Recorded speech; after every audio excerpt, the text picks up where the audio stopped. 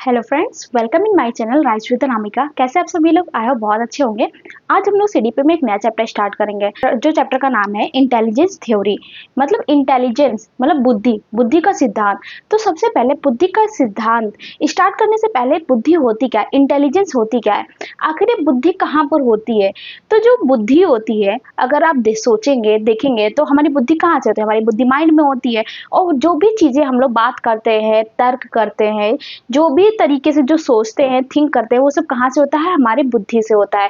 तो हमारे बुद्धि पे डिपेंड करता है। तो आज हम लोग इसी के बारे में पढ़ेंगे, इंटेलिजेंस थ्योरी, कि बुद्धि क्या होती है और ये बुद्धि का सिद्धांत मतलब इंटेलिजेंस थ्योरी किसने दी थी। तो चलिए अपना नया चैप्टर स्टार्ट करते हैं।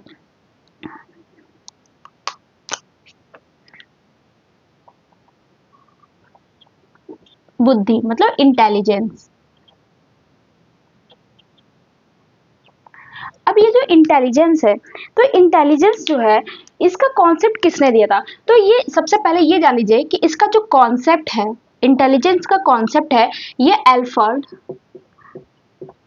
बीने ने दिया था। किसने दिया था? एल्फ्रेड बीने ने दिया था। बुद्धि का जो कॉन्सेप्ट है, इंटेलिजेंस का कॉन्सेप्ट जो है, वो एल्फ्रेड बीने ने दिया था। अकॉर्डिंग टू बीने ने अपने डेफिनेशन में बुद्धि की डेफिनेशन को बताते हुए बोला कि जो बुद्धि होती है, बच्चे के अंदर एक अच्छा निर्णय लेना और अच्छे तरीके से तर्क की योग्यता जो होती है, मतलब किसी भी बच्चे के अंदर एक तर्क की योग्यता हो, मतलब अच्छे तरीके से वो तर्क कर सके, कोई भी डिसीजन जब उसको लेना हो तो अच्छे तरीके से अपनी बुद्धि मतलब इंटेलिजेंस का उपयोग करके एक अच्छा डिसीजन ले सके, उसी को बुद्धि कहते हैं। तो ये जो डेफिनेशन थी वो ये बिने ने अपने अकॉर्डिंग बोली। अब इंटेलिजेंस के तीन टाइप होते हैं, वो भी थॉर्नडाइक ने इंटेलिजेंस के तीन प्रकार बताए कि तीन प्रकार से जो है इंटेलिजेंस होती है। चलिए देखते हैं। Three types of intelligence according to Thorndike. मतलब कि बुद्धि जो है तीन प्रकार से होती है। किसके अनुसार? थॉर्नडाइक के अनुसार। थॉर्नडाइक के अनुसार जो बुद्धि होती है वो तीन प्रकार से होती है। कौन कौन सी होती है? पहला, सोशल इंटेलिजेंस।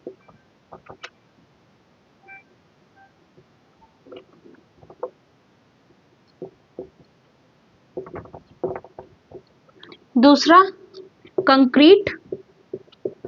तीसरा, एब्स्ट्रैक्ट मतलब सामाजिक बुद्धि।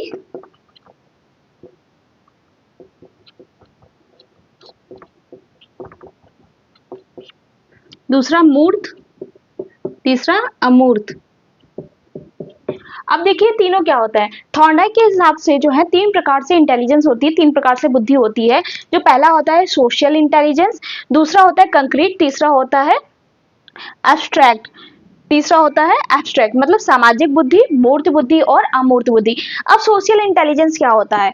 जो सामाजिक बुद्धि मतलब कि आप जब समाज में रह रहे हैं तो समाज में किस तरीके से आप अपनी बातें कर रहे हैं, किस तरीके से अपना डिसीजन दे रहे हैं, किस तरीके से आप एक दूसरे से तर्क कर पा रहे हैं, या फिर उस समाज में एक अगर कोई ऐसी सिचुएशन है, अगर आप डिसीजन ले रहे हैं तो किस तरीके से वो अपना बुद्धि का इस्तेमाल करके वो डिसीजन ले रहे हैं। तो इसी को कहते हैं सोशल इंटेलिजेंस। या फिर आप कहीं जा रहे हैं या फिर आपका कोई मतलब आपका कोई पड़ोसी मिल गया, तो आप उससे अगर बातचीत कर रहे हैं या कोई चीजें बातें हो रही है, तो ये क्या है? सोशल इंटेलिजेंस है।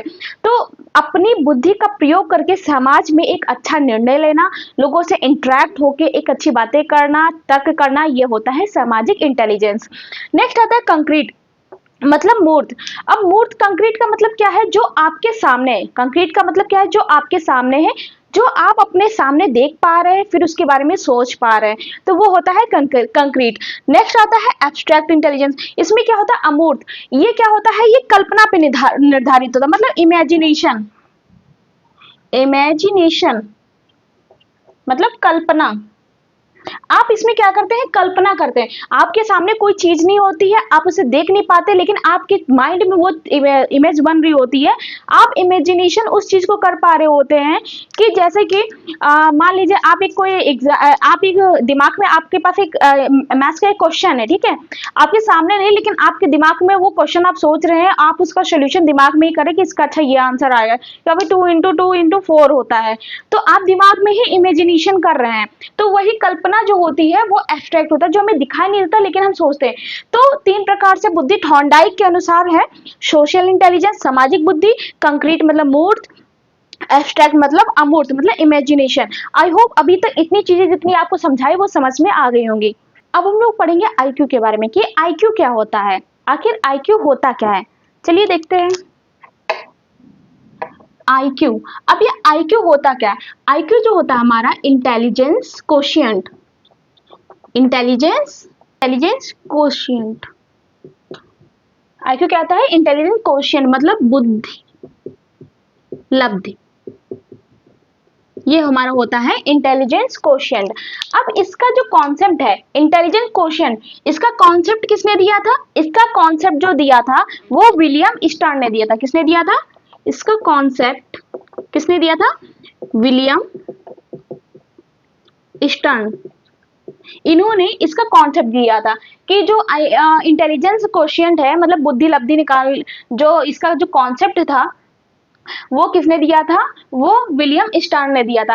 अब इसका जो एक फॉर्मूला आता है जिससे हम लोग इंटेलिजेंस से बुद्धि लब्धि निकालते हैं, आईक्यू लेवल निकालते हैं, तो इसका जो फॉर्मूला था वो किसने दिया था? तो इसका फॉर्मूला जो है वो टर्मन ने दिया था। किसने दिया था? टर्मन ने दिया था। सीटेट में नहीं आता क्वेश्चन और मतलब कि फॉर्मूला किसने दिया था, फॉर्मूला कहता है, लेकिन यूपी टेट में इससे क्वेश्चन पूछा जाता है कि फॉर्मूला किसने दिया था या फिर फॉर्मूला होता क्या है। कभी कभार रेयर में ऐसे क्वेश्चन आ जाते हैं, जैसे कि अगर पेडागोजी नहीं है तो कॉन्सेप्ट बेस पे क्वेश्चन आ जाते हैं, वरना यूपी टेट में इस टाइप के क्वेश्चन ज्यादा पूछे जाते हैं। फॉर्मूला टर्मन ने दिया था। अब नेक्स्ट जो आता है कि ये तो हो गया कॉन्सेप्ट, ये हो गया फॉर्मूला। अब मेंटल एज, मेंटल एज किसने बताया था? मेंटल एज मेंटल एज किसने दिया था? एल्फ्रेड बिने। जितना भी मतलब बुद्धि से रिलेटेड जितनी भी चीजें अगर कहीं भी आती हैं तो आप तुरंत उन्हें जो है बीने के नाम से तुरंत टिक कर दीजिएगा। जितनी भी बुद्धि से रिलेटेड चीजें हैं वो किसने बताई थी? बीने ने बताई थी। तो आईक्यू मतलब इंटेलिजेंस कोशिएंट मतलब बुद्धि लब्धि, और कॉन्सेप्ट किसने दिया था? विलियम स्टर्न ने दिया था। फॉर्मूला टर्मन ने दिया था। और मेंटल एज किसने दिया था? वो एल्फ्रेड बिने ने दिया था। अब इसका जो फॉर्मूला आता है आईक्यू का फॉर्मूला क्या होता है? MA/RA या फिर आप CA दोनों लिख सकते हैं। रियल एज या फिर क्रोनोलॉजिकल एज दोनों होता है, दोनों सेम, दोनों का मतलब सेम होता है। तो आप या तो ये लिख सकते हैं या तो ये लिख सकते हैं, इसकी जगह दोनों कोई भी हो सकता है। तो आईक्यू का फॉर्मूला होता है MA/CA × 100। ये क्या हो जाता है? ये आईक्यू का फॉर्मूला हो जाता है।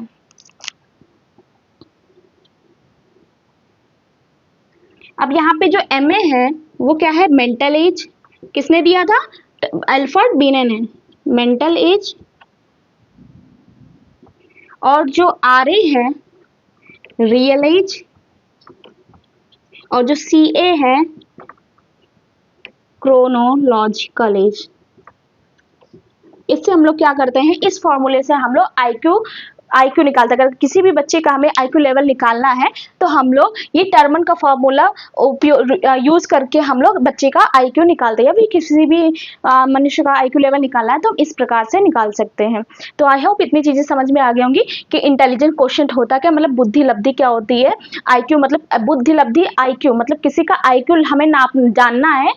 आईक्यू का मतलब ये होता है कि उस बच्चे का मानसिक स्तर किस लेवल का है, कि क्या उसकी एज जो है, जैसे बच्चा एक 10 साल का है तो उसका आईक्यू लेवल 10 साल का है या उससे ज़्यादा है या उससे कम है, क्या जिस हिसाब से एज है उसी हिसाब से उसका आईक्यू लेवल है वैसे ही सोच पा रहा?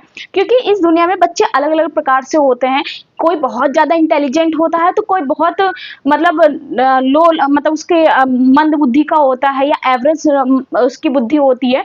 तो इसी से इस फॉर्मूले से हम लोग आईक्यू लेवल निकालते हैं। तो ये कॉन्सेप्ट मेन बताने का यही है कि इस फॉर्मूले से ये जो फॉर्मूला आईक्यू क्या होता है, किसने दिया, ये फॉर्मूला हम लोग क्यों उपयोग करते हैं। तो ये आईक्यू मतलब बच्चे की जो बुद्धि लब्धि होती है, मेंटल लेवल की, मतलब बच्चे का जो आईक्यू लेवल है, जो बुद्धि लब्धि है, किस प्रकार हम पता कर सकते हैं कि उसका आईक्यू कितना है, वो अच्छा है, ये मतलब बहुत अच्छा सोच पा रहा है, क्रिएटिविटी उसके अंदर है, या फिर मंद बुद्धि या एवरेज बच्चा है कि सामान्य बच्चा है। आई होप इतनी चीजें आपको समझ में आ गई होंगी। अब हम लोग जो है अभी तक जो बुद्धि लब्धि आईक्यू के बारे में बता रहे थे, तो उन्हीं का क्लासिफिकेशन है, जो आईक्यू का पीपल के अकॉर्डिंग जो है क्लासिफिकेशन किया गया है, बुद्धि लब्धि के आधार पर व्यक्तियों का वर्गीकरण, मतलब पीपल का क्लासिफिकेशन। तो ये हमारा आईक्यू है, बुद्धि लब्धि, और ये उनकी वैल्यू है, मतलब रेंज है कहाँ से कहाँ तक जो कौन से बच्चे जो आते हैं। तो इसमें जो है 130 से मतलब जो 130 से अधिक बच्चे हैं जिनका आईक्यू आता है निकल कर, जैसे जो फार्मूला दिया गया है, तो जैसे कि मान लो जैसे एक बच्चा है तो उसकी जो रियल एज है, जो रियल एज जो है वो 10 साल है, ठीक है। और जो उसकी मेंटल एज है, मतलब वो रियल एज उसकी 10 साल है, लेकिन जो उसकी मेंटल एज है वो क्या है, वो 15 साल है। मतलब कि जो फॉर्मूला क्या होता है आईक्यू निकालने का, MA/RA × 100। तो एक बच्चा है जिसकी रियल एज 10 है, तो रियल एज आ रही है, यहाँ पे हम 10 लिख देंगे। मेंटल एज कितनी है, 15 है, मतलब जो उसकी रियल एज के अकॉर्डिंग जो उसकी मेंटल है वो 15 है, तो इसकी मेंटल एज 15 है। अब इंटू 100 कर देंगे तो ये क्या हो जाएगा, 1500/10। तो ये 0 0 कट गया, कितना आ गया, 150। तो जो आईक्यू निकल के आया वो कितना निकल के आया, 150 निकल के आया। तो जब 150 आईक्यू निकल के आया, तो अगर हम देखेंगे आईक्यू में, इसकी टेबल में देखेंगे तो 150 किस में आ रहा है, 130 से अधिक। तो अगर 130 से अधिक है तो मतलब 150 हमारा इसमें आएगा। तो अगर इसमें आ रहा तो हमारा बच्चा का जो उसका जो आईक्यू लेवल कैसा होगा, वेरी सुपीरियर, मतलब गॉड गिफ्टेड, कि मतलब जो बच्चा होगा वो क्या होगा, गॉड गिफ्टेड होगा, मतलब वो बहुत ज्यादा इंटेलिजेंट होगा, कुछ उसके अंदर ऐसी क्वालिटी होंगी जो गॉड गिफ्टेड होगी। जैसे कभी कभी देखते हैं कि एक बच्चा जो है बहुत अच्छा डांस करता है, बहुत अच्छा सिंगिंग करता है, तो हम लोग क्या कहते हैं, गॉड गिफ्टेड टैलेंटेड है, मतलब इसके अंदर बहुत अच्छा टैलेंट है, गॉड गिफ्टेड है। तो ये सब जो चीजें होती है, तो बच्चे के अंदर आईक्यू लेवल जो निकाला जाता है, तो ये गॉड गिफ्टेड, इसका जो निकल के आया तो वो गॉड गिफ्टेड। तो जो 130 से प्लस जिसका भी आईक्यू लेवल होता है वो वेरी सुपीरियर, मतलब बहुत श्रेष्ठ बच्चे होते हैं, या फिर आप कह सकते हैं ऐसे बच्चे जो क्या होते हैं, गॉड गिफ्टेड होते हैं। नेक्स्ट होता है जो 120 से 130 के बीच में आता है, वो श्रेष्ठ होते हैं, मतलब सुपीरियर, गॉड गिफ्टेड नहीं होते, लेकिन वो भी बच्चे काफी श्रेष्ठ होते हैं, इंटेलिजेंट होते हैं। नेक्स्ट रेंज आती है 110 से 119 जो होता है हाई एवरेज। ये जो है इनके बच्चे जो है एवरेज सामान्य से थोड़ा सा ज्यादा होते हैं। और ये जो बहुत ज्यादा इंपॉर्टेंट क्वेश्चन एवरेज बहुत ज्यादा पूछा जाता है एग्जाम में, कि जो एवरेज बच्चे किस रेंज में आते हैं, या तो ऐसे पूछ लेते हैं 90 से 109 के बीच में कौन से बच्चे आते हैं। तो ये जो इसमें कौन से बच्चे, सामान्य बच्चे, मतलब एवरेज, ना तो बहुत कमजोर होते जैसे क्लास में कुछ मिडिल बच्चे होते हैं कि ना तो पढ़ने में बहुत ज्यादा अच्छे होते हैं ना तो बहुत खराब होते हैं। तो वो बच्चे जो है उनका कैसे उनका आईक्यू लेवल होता है 90 से 109 तक। नेक्स्ट आता है 80 से 89 तक। 80 से 89 जो है लो एवरेज में आते बच्चे, फिर 70 से 79 में बॉर्डर लाइन में बच्चे आते हैं, फिर 70 से कम जो 70 से भी कम होते हैं वो किस में आते हैं, मंद रिटार्डेड में, मतलब वो मंद बुद्धि के होते हैं। मंद बुद्धि मतलब वो काफी ज्यादा, उनको कुछ मंद का मतलब समझ ही रहे हैं ना, मंद बुद्धि, उनके अंदर कोई इंटेलिजेंस नहीं होती है, बहुत ज्यादा लूज टाइप के होते हैं बच्चे, उनको कुछ समझ में नहीं आता, चाहे जितना बताते रहो। तो इस टाइप के बच्चे जो है जिनका आईक्यू लेवल 70 से भी कम होता है वो मंद बुद्धि में आते हैं, मतलब मंदित बच्चे होते हैं। तो ये रही आईक्यू की टेबल। और ये फॉर्मूला जिसके हिसाब से हमने अभी इससे पहले पीछे बताया, जिसके अकॉर्डिंग हम लोग आईक्यू लेवल निकालते हैं, ये उनकी रेंज है जिससे हमें पता चलता है कौन सा बच्चा किस लेवल में आता है। तो ये आप जो है बहुत इंपॉर्टेंट है, इसको आप नोट कर लीजिएगा और इसको समझ कर, मतलब ये आपके माइंड में ये फीड होना चाहिए कि कहाँ से कहते, क्योंकि एग्जाम में इससे क्वेश्चन आता ही आता है। तो आई होप ये चीज समझ में आ गई होगी। अब हम लोग पढ़ेंगे थ्योरी ऑफ इंटेलिजेंस, मतलब कि बुद्धि के सिद्धांत जो हैं। तो ये दो फैक्टर्स हैं जो बुद्धि के सिद्धांत हैं। तो पहला है वन फैक्टर थ्योरी, दूसरा है टू फैक्टर थ्योरी। तो वन फैक्टर थ्योरी मतलब एक कारक सिद्धांत, दूसरा टू फैक्टर थ्योरी मतलब द्विकारक सिद्धांत। अब ये जो एक कारक सिद्धांत जो है वन फैक्टर थ्योरी, ये किसने दिया था? ये दिया था एल्फ्रेड बीने ने, इन्होंने दिया था। अब इन्होंने इस फैक्टर के बारे में बताया, यह जो ये कारक सिद्धांत है वन फैक्टर थ्योरी, इन्होंने इसके बारे में बताया कि ये बुद्धि है, ये एक कंप्लीट पैकेज है। कंप्लीट पैकेज का मतलब क्या है? जो है ये पूरा एक कंप्लीट सेट है। आप जो ये कह सकते हैं कि मतलब अगर ये जो माइंड है, ये जो बुद्धि है, ये एक माइंड में पूरा एक कंप्लीट सेट है।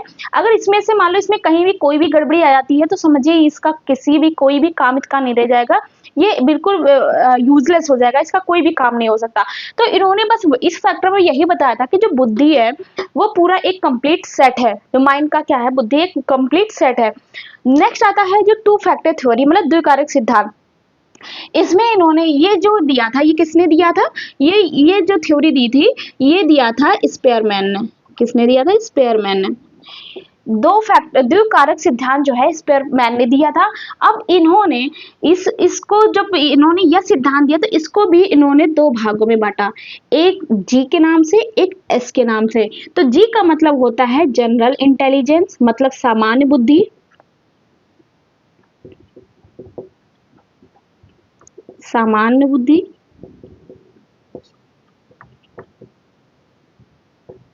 और दूसरा होता है स्पेसिफिक इंटेलिजेंस। स्पेसिफिक इंटेलिजेंस मतलब विशिष्ट बुद्धि। तो स्पेयरमैन जो थे, आप ऐसे मान लीजिए स्पेयर और मैन, इनके में गैप है, तो मतलब ये दो है, तो इन्होंने दो भाग में दो इंटेलिजेंस इन्होंने बताए, एक जी के नाम से, एक जी फैक्टर, एक एस फैक्टर। तो जो जी था वो मतलब जनरल इंटेलिजेंस, एस मतलब स्पेसिफिक इंटेलिजेंस। तो जो जनरल इंटेलिजेंस का मतलब सामान्य बुद्धि यह होता है कि जिसका मतलब बुद्धि जो सामान्य तरीके से बुद्धि यूज कर रहा हो, मतलब ज्यादा मतलब जो सामान्य लेवल का होता है, समान तरीके से बुद्धि को उपयोग करना, वो होता है जनरल इंटेलिजेंस, मतलब समान तरीके। दूसरा इन्होंने इंटेलिजेंस बताया विशिष्ट बुद्धि, मतलब जो स्पेसिफिक थोड़ा अलग टाइप से जो बुद्धि हो, जो थोड़ी क्रिएटिविटी हो, जो थोड़ा अलग सोच रहा हो, उसके अंदर थोड़े विशिष्ट टाइप की जिसकी बुद्धि होती है। तो उन्होंने उसे क्या बोला? विशिष्ट बुद्धि, विद स्पेसिफिक इंटेलिजेंस। तो ये दो थ्योरी, मतलब इन दो इंटेलिजेंस की थ्योरी है, एक वन फैक्टर थ्योरी, दूसरा टू फैक्टर थ्योरी। तो वन फैक्टर थ्योरी एल्फ्रेड बीने ने दिया था और टू फैक्टर थ्योरी स्पेयरमैन ने दिया था, जिसको दो भागों में बांटा था, एक जनरल इंटेलिजेंस और स्पेसिफिक इंटेलिजेंस। आई होप इतनी चीजें आपको समझ में आ गई होंगी। आज के लिए इतना ही। कल हम लोग जो next theory of intelligence start करेंगे, क्योंकि इंटेलिजेंस में सबने अपनी अलग अलग थ्योरीज दी थी। नेक्स्ट थ्योरी जो है इंटेलिजेंस के, वो हार्वर्ड गार्डनर के बारे में हम लोग नेक्स्ट पार्ट में पढ़ेंगे। आज के लिए इतना ही, और जो भी डाउट है कमेंट करके जरूर बताइएगा। वीडियो अच्छी लगी हो तो लाइक करिए, शेयर करिए, चैनल को में सब्सक्राइब करिए। Thank you.